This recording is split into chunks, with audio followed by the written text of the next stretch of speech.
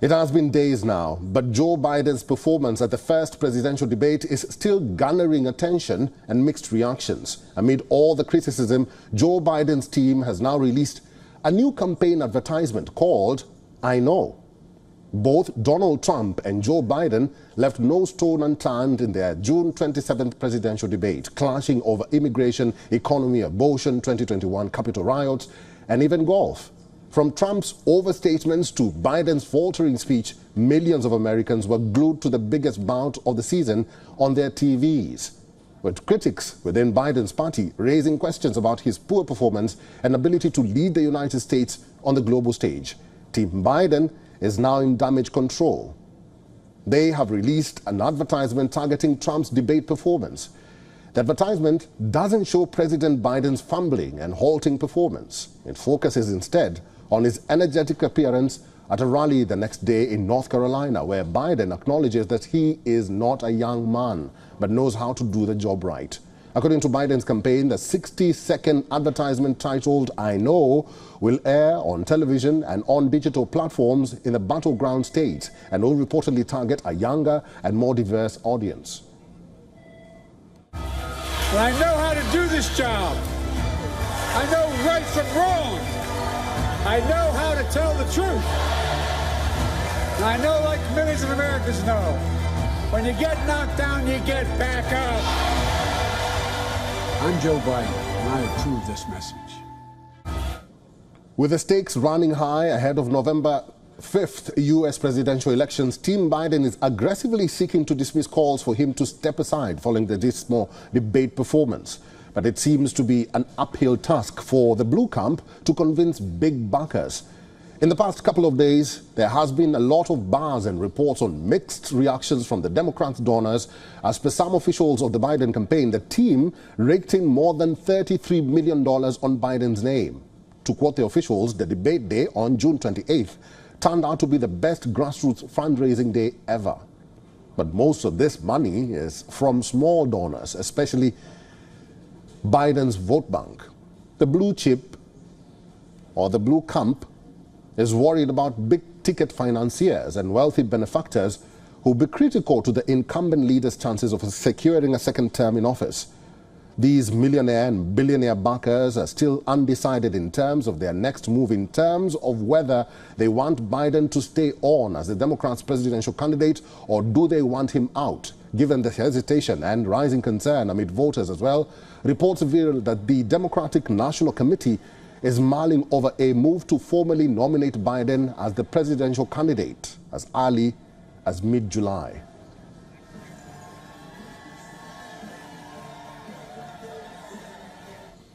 Adele Nazarian is a senior media fellow at Gold Institute for International Strategy. She's now joining us live from Washington, D.C.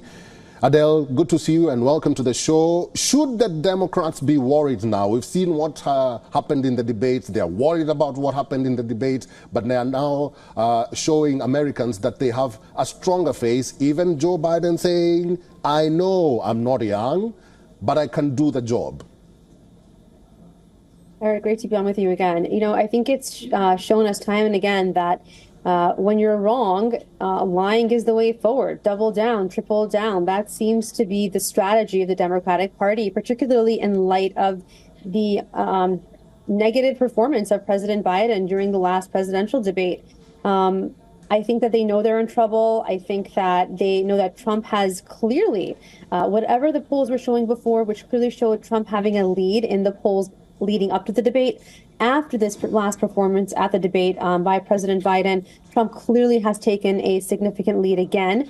And what they're doing is just trying to calm everyone. And the reality remains, unfortunately, it does not seem promising for President Biden going into November.